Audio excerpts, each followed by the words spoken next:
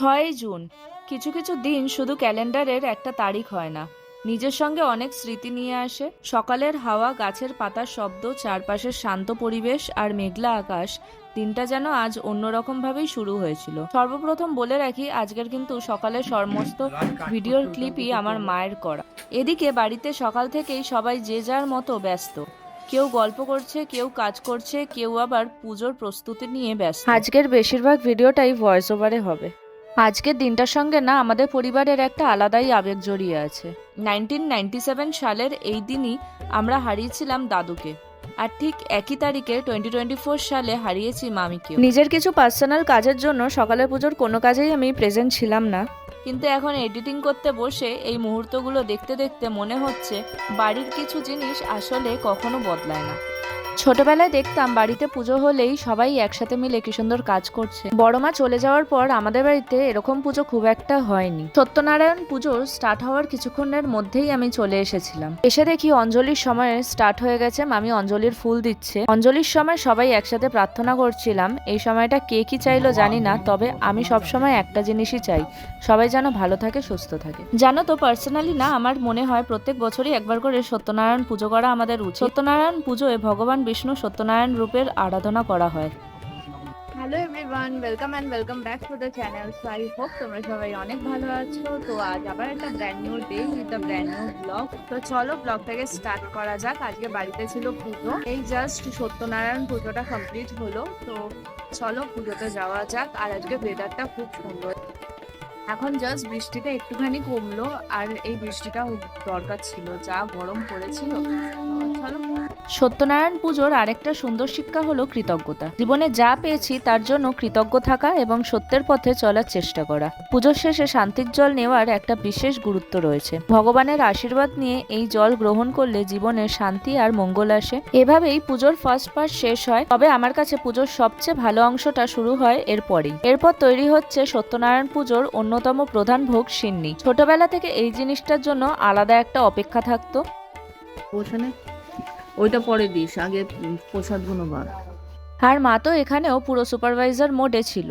কোথায় কি রাখতে হবে, কিভাবে দিতে হবে, সব ইনস্ট্রাকশন চলছিল। তো যেটা বলছিলাম, আটা, দুধ, কলা আর আরো কিছু উপকরণ দিয়ে তৈরি এই সিন্নি প্রথমে ভগবানের কাছে নিবেদন করা হয়, তারপর প্রসাদ হিসেবে সবাইকে দেওয়া হয়। এরপর শুরু হলো প্রসাদ বিতরণের প্রস্তুতি। ছোটবেলা থেকেই না পুজোর কাজ করতে আমার ভীষণই ভালো লাগে। আর সত্যি কি জানো তো, রোজকার কাজ না করে হঠাৎ করে একটা দিন এত কাজ করলে যে কি অবস্থা হয় সেটা তখন আমার মুখ দেখলেই বোঝা যাচ্ছিল। বাট দ্য থিং ইজ, পুজোর দিনকার এই সিন্নির জন্য আমি একটা আলাদাই অপেক্ষাতে থাকি। এই হলো আজ আমাদের ফল প্রসাদ। মামি এখানে এখনো ফল কাটছে। অ্যালেক্স, অ্যালেক্স আসো। কি গো টুকি, অ্যালেক্স টুকি, এই দেখ অ্যালেক্স সোনা। অ্যালেক্স কি করো, কি করো?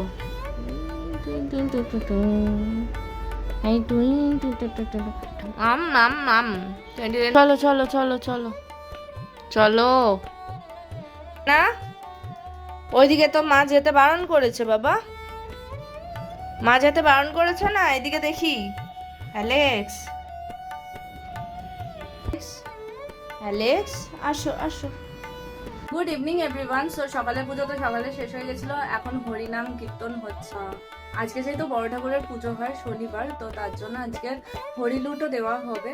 তো চলো, ওপরে ছাদেও হচ্ছে কীর্তন, ওপরে যাই। এখন পুজো শেষ হয়ে যাওয়ার পর তারপরে কালীঘাট মন্দিরে গেছিলাম, দেন ওইখান থেকে আবার নিজের কাজেও গেছিলাম। তো কাজ শেষ করে এখন এসেছি। 6:30 থেকে কিন্তু কীর্তন অলরেডি স্টার্ট হয়ে গেছে।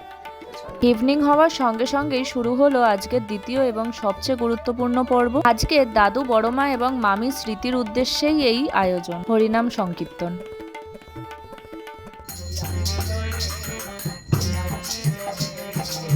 হরে কৃষ্ণ হরে রাম নাম সংকীর্তনের মাধ্যমেই ভগবানের নাম স্মরণ করাই হরিনামের মূল উদ্দেশ্য।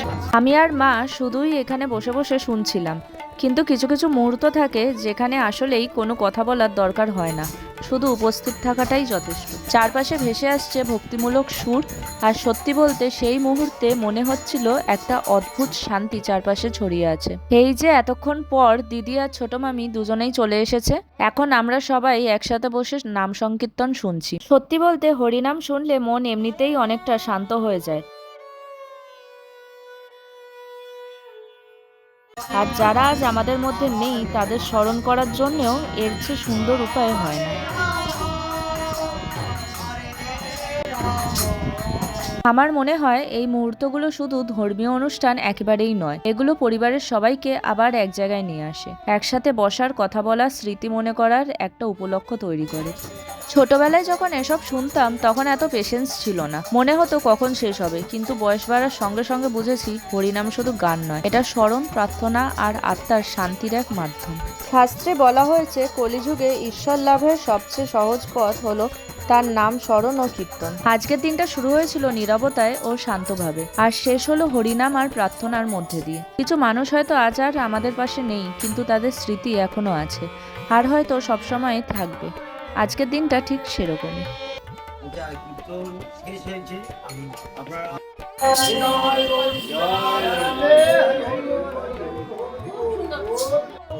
এখন মা আমাদেরকে দেখাচ্ছে যে এই আঙ্গুলটা মায়ের কিভাবে আজকের পুড়ে গেছে। আজ সকালবেলা এতটা এমনি খেয়ে নিয়েছি। এখন চলছে ডিনারের কথা, কে কি লাঞ্চ করেছে, কে কতটা খাবে, এইসব। আর খেতে হবে না, রাত্রিবেলাও খেতে হবে না। আজকে দিদির ছিল জিমে একটা কম্পিটিশন, তো সেখানে কি কি হয়েছে সেগুলোই এখন বলছি। তারপর আমার টাস্কটা কমপ্লিট করে একটা কলা নিয়ে গেছিলাম আর প্রোটিন বার নিয়ে গেছিলাম, ওইটা খেয়েছি। এই যে আজকে ডিনারে হচ্ছে খিচুড়ি প্রসাদ, আর সত্যি খিচুড়িটা খুবই ভালো হয়েছিল। এখানে আবার ডিনার করতে করতে দিদির নেলস নিয়ে কথা চলছিল। তো আজকের ভিডিওটা এখানেই শেষ করলাম। যদি ব্লগটা একটু ভালো লেগে থাকে তাহলে please do like, comment and share, আর সাবস্ক্রাইব করতে কিন্তু একবারেই ভুলো না।